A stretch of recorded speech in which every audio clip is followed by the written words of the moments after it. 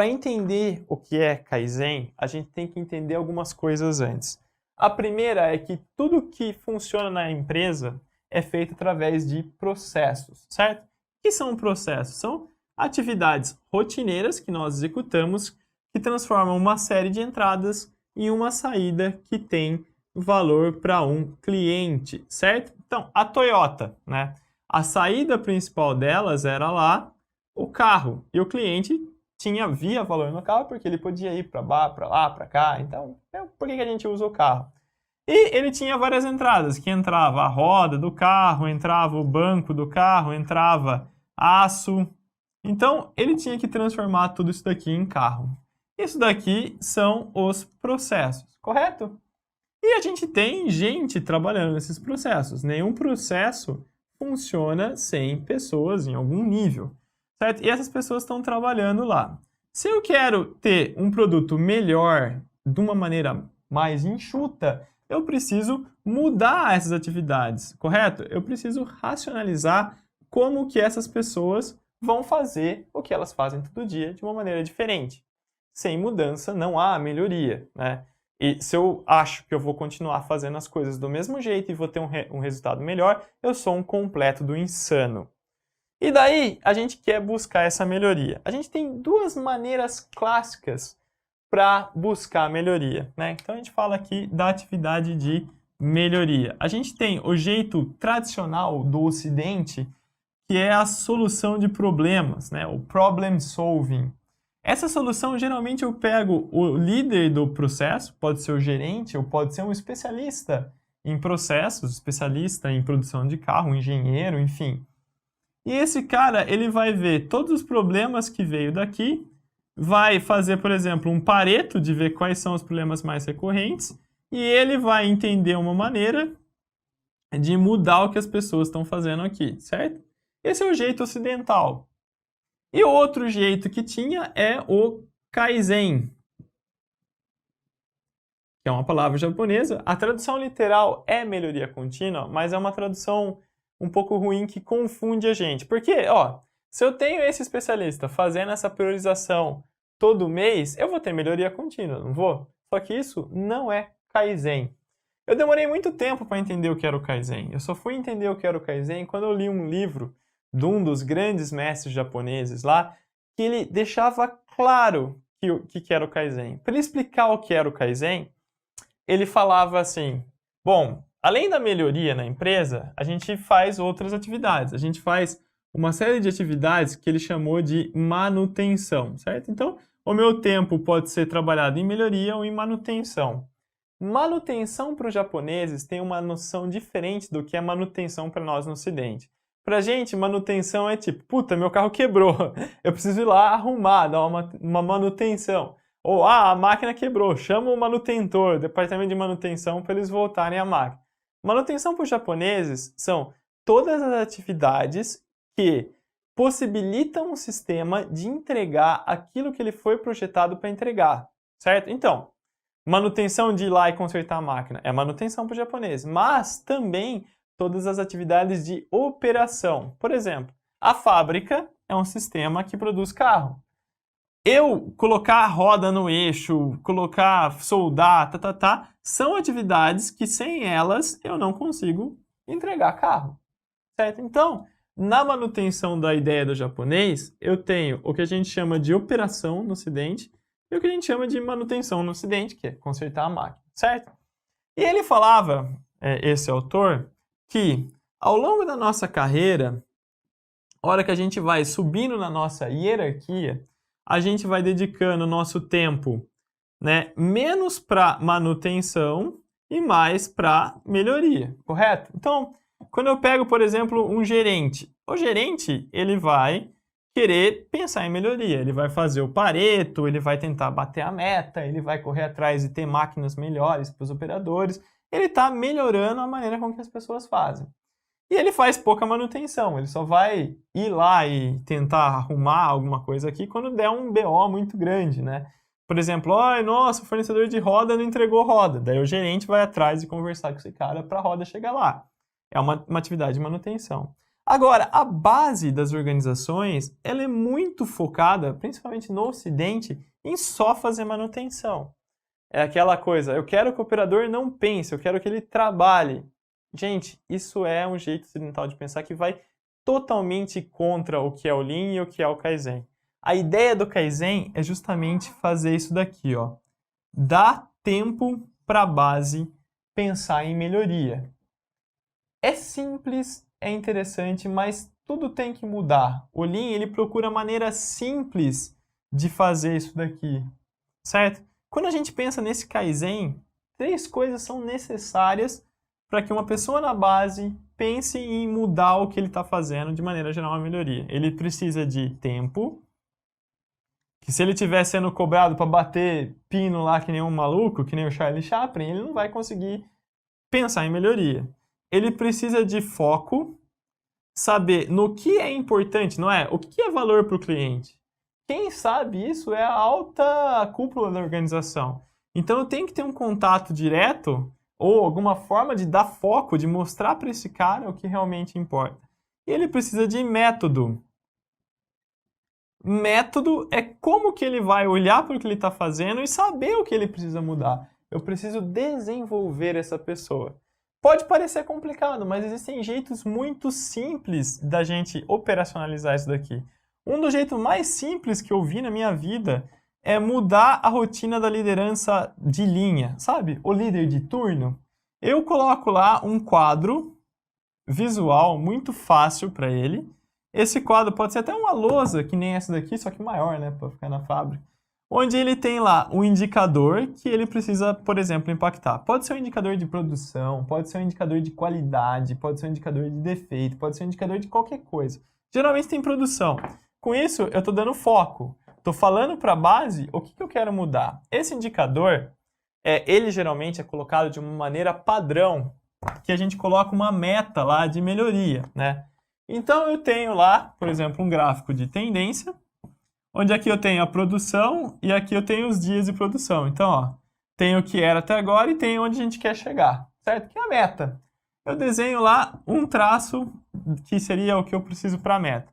Daí, a hora que ele for começar um novo dia, eu mudo a rotina desse cara para logo no começo do turno, esse cara junta os operadores todos lá e fala: gente, a gente precisa produzir aqui hoje. Alguém vê algum empecilho? Né? Alguém vê alguma coisa que eu não consigo fazer do jeito que a gente está fazendo hoje? Ou alguma ideia? Né? Então ele pega nos empecilhos o que a gente chama de anomalias. Por exemplo, um operador pode levantar a mão e falar: olha, eu não sei se a gente vai conseguir, porque ontem o empilhadeirista demorava meia hora para vir aqui e ver se a gente precisava de matéria-prima. Então a gente ficava parado esperando a matéria-prima chegar. Isso é uma anomalia, é um agressor, é um ofensor, é alguma coisa que não permite a gente chegar onde a gente gostaria. Então ele anota essa anomalia, então ele vai lá, então aqui beleza, o empilhadeirista, e ele cobra. Alguém tem alguma sugestão que a gente pode mudar para não ter esse problema do empilhadeirista? Daí o outro operador pode falar, eu posso colocar uma sirene, um giroflex aqui, que a hora que o operador eu preciso de matéria-prima, eu aperto, daí vem, o operador vê e vem. Então, uma sugestão. Daí eles vão lá, correm atrás de implementar isso daqui no turno e no final do dia, eles melhoraram, daí conseguiram produzir aqui, certo? Então, uma vez que eles produziram e tem esse resultado compilado, junta todo mundo de novo numa reunião de final de turno e o líder vê, galera, a gente quase conseguiu o que a gente queria, mas a gente teve um gap aqui, uma lacuna de desempenho. E daí ele pergunta, alguém tem alguma ideia de anomalia de por que teve esse gap? Eles vão falar, é que quebrou a máquina de solda. Então, alguém tem alguma sugestão para a gente resolver rápido e não impactar na produção a próxima vez que a máquina de solda quebrar? E o cara fala, o fulano ali, o vizinho, tem uma também, a gente pode já ver se a gente pode compartilhar com eles. Então, eu estou colocando sugestões que vão bater o meu foco. Com isso, eu dou tempo, que é a reunião de começo e final de turno para falar de melhoria, foco, que é foco em cima do indicador de interesse, e método, que é uma pessoa mais velha passando conhecimento de melhoria. Em empresas de Lean, que o Lean é maduro, que o Lean é bem consolidado, toda a liderança, ela consegue trabalhar em cima disso? Então, o diretor, os gerentes de produção, todo mundo, eles fazem o que a gente chama de Gemba Walk, né? Ou andar, ou caminhar pelo chão de fábrica, pelo Gemba. Então, eles vão passando de estação em estação, vendo os quadros e conversando com o líder de turno. Líder de turno, e essa anomalia, como é que você está resolvendo?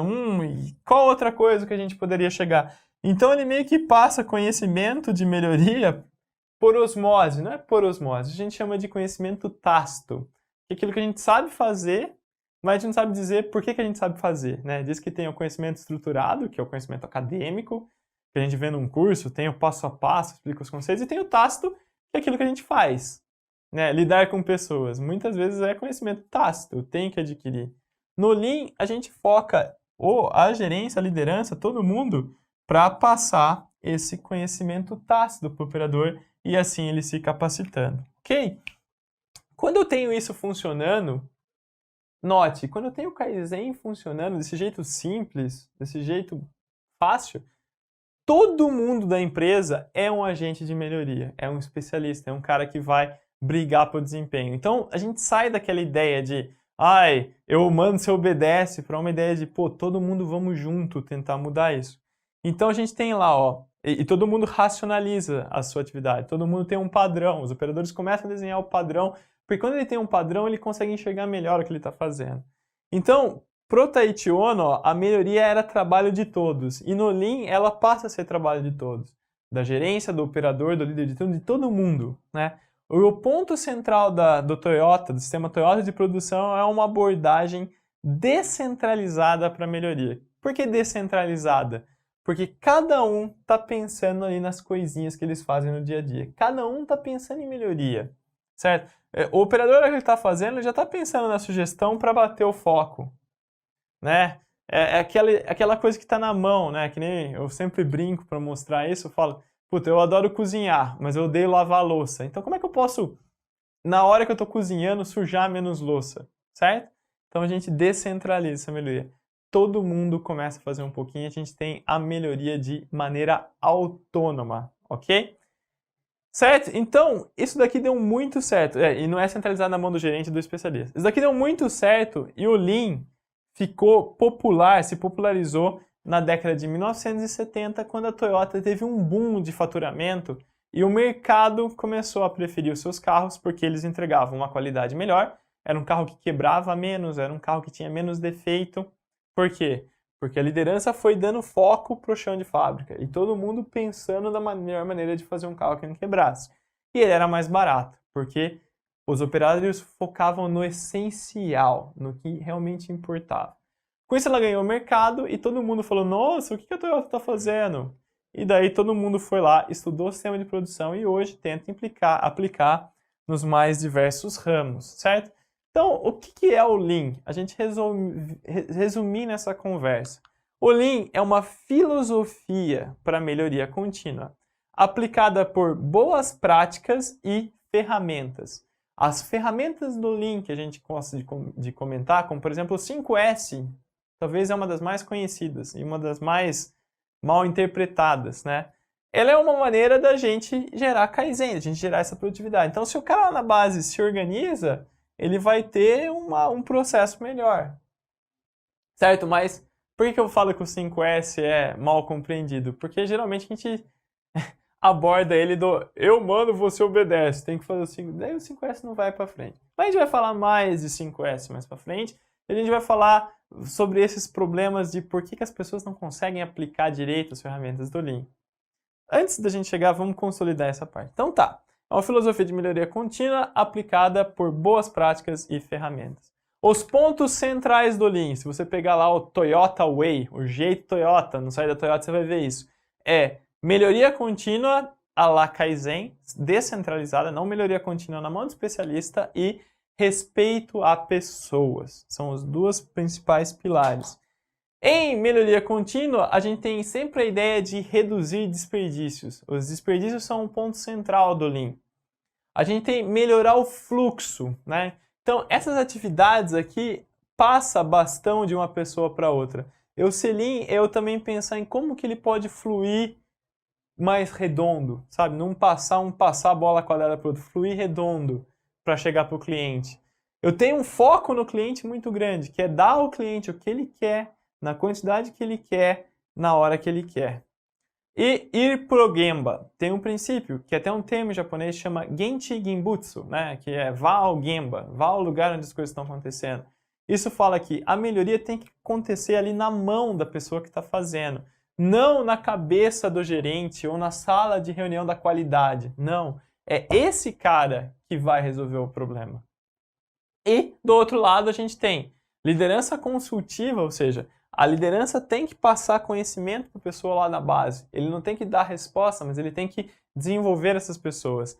Desenvolvimento contínuo, não só o conhecimento tácito da liderança, mas também o investimento grande de treinamento no Gemba, de treinamento específico no Gemba. Eu vi uma pesquisa muito interessante poucos dias atrás que falava sobre o quanto que um japonês recebia de treinamento, um operário japonês, contra o quanto que um americano recebia de treinamento.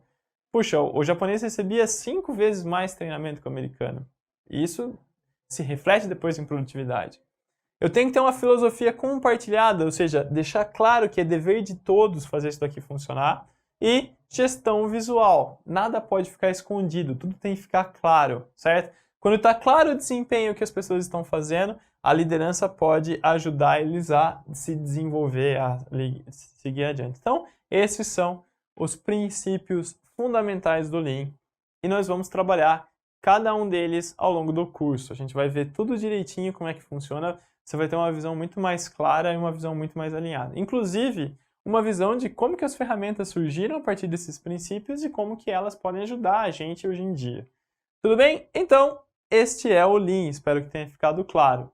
Na próxima aula a gente vai extrapolar um pouquinho e entender o que o Lean virou hoje. Isso é uma visão Gênesis, é uma visão do âmago ali do Lean.